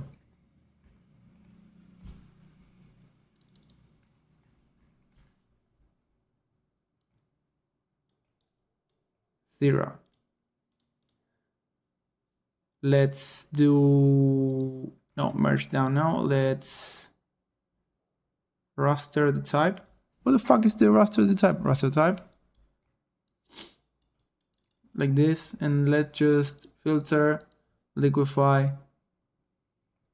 This is a very cheap trick, but you can get some nice results if you try to experiment with it.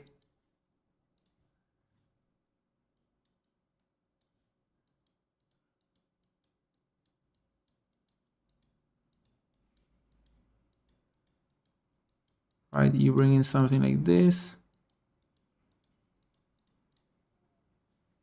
And then with the reconstruct, you bring it in, but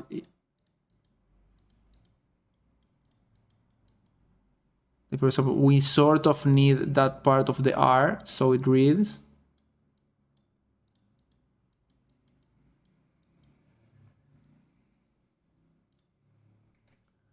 No, what happens if I do like a really big,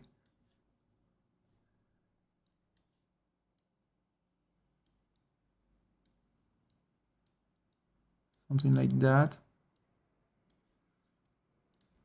Then I try to, like that, then I try to reconstruct it.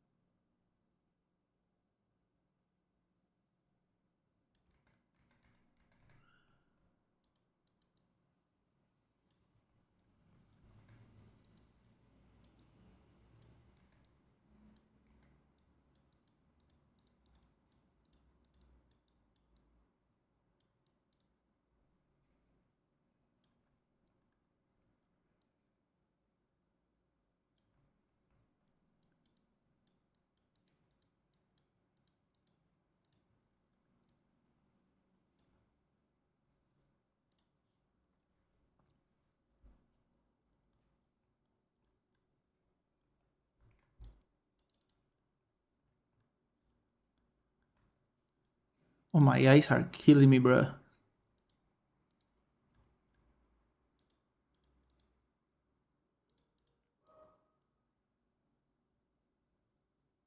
No.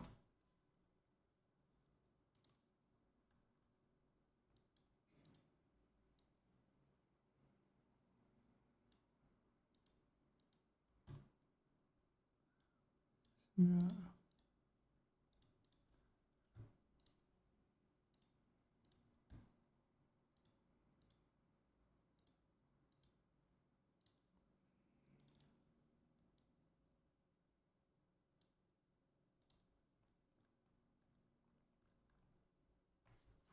This was a nice, like, I don't know what it is. I kind of like it. But yeah, I just want to show you like some ways and you could sort of start to play around with typography in a bit more pictoric, like sort of chaotic way, you know what I mean? But yeah, we did a few. And also try like the black letter that we did. Oh, this wasn't one. Like this looks like a nice little logo, like this that we did there.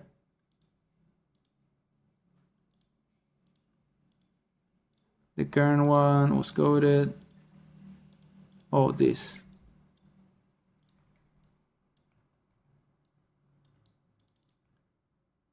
That one looked nice.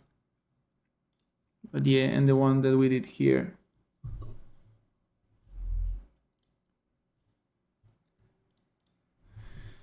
So yeah, my guys. Oh, also my light died. This one. That's okay.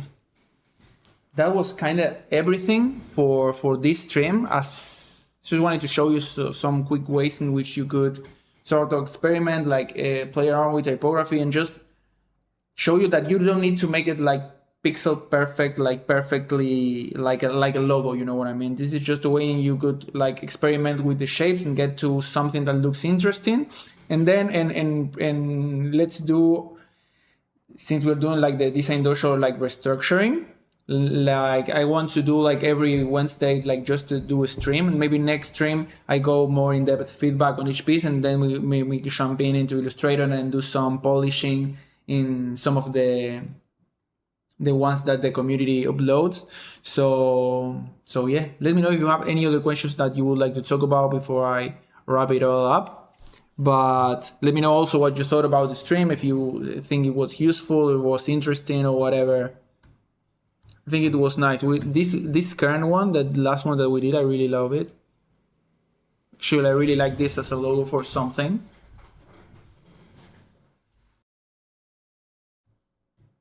Looks really interesting. Actually, all the ones that we did look pretty interesting, not gonna lie.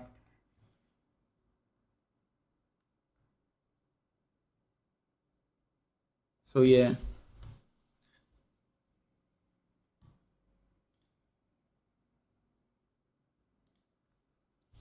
So my guys, oh, what happened with the stream? Do you hear me, guys? The camera froze. The camera froze?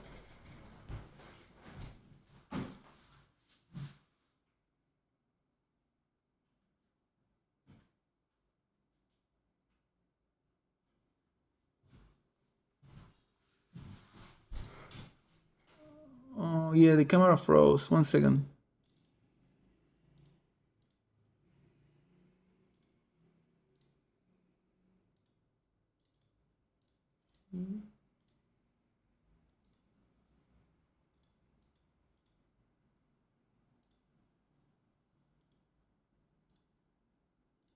Oh yeah, the camera kind of died. There. Do you see me now? They kind of froze. I just had to. Yeah, the black letter one looks amazing. But please try make that brush that I told you how to do, and just play around, like draw it, like be more fun with it. Don't try to do like the perfect calligraphic logo, but experiment a bit with the black letter brush that I taught you how to do, And you'll see black letter is really easy and it's really meditative when you start to play around with it. It's really nice to see how you can fit the typography and how you can start to cut things up and move it around and start to make the characters like sort of fit in between all the strokes. It's really cool. And actually it gave me like, I want to keep going with this. I'm gonna make some piece with this later. But I want to make something a bit more intricate. But yeah, I'll play around with it more later. Maybe we do a full piece next stream or something like that. But yeah, my guys, that was everything. If you don't have any further question or anything, I'm gonna just wrap it out, my guys. Wanna go play some Valorant or the new Hades game? The new Hades game, my guys. Oh, it's crazy.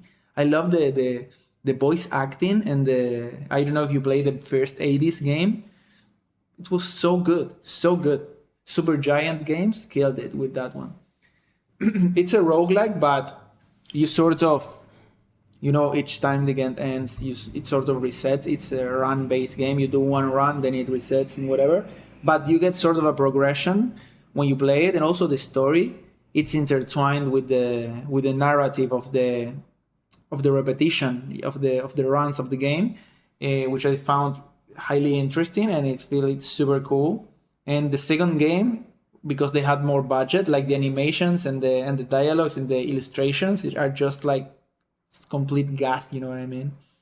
So cool stuff, homie. Thank you for all the knowledge and tips. Bless you all, my guys. And you already know how it is. Fuck peace, wish you conflict. Hope to see you all in the dojo, uploading your pieces and participating in the community. Hope to see you all there. If this was of use to you and want to support, you could become a patron. They get preferential feedback on the Design Dojo. Everyone gets feedback, but I try to pay a bit more attention to the people that pay. And also the feedback, I also give feedback on, I try to give feedback when I see all the pieces and I see patterns that start to emerge. I try to give feedback on the things that I feel are gonna help the majority of the people, you know what I mean? Because also, since these are assignments, everyone tends to make sort of the same kind of mistakes, you know what I mean? That also makes it a lot easier to give feedback that's better for everyone. So yeah, also I was saying about the patrons also get all my original files for some of my poster, high resolution poster. They get work in progress versions of some of my assets pack that I'm working on. And yeah, if all the ways of supporting, you can get some of the asset packs that I have on my store, the textures, graphic packs, all of that. If not, subscribe, tell a friend, whatever it is. Hope to see you in the next one, ninjas. Peace. Bye, guys. Oh, I could do some walkthroughs and some gameplay. That would be hard. But okay. See you next one, guys. Bye. Have a good night.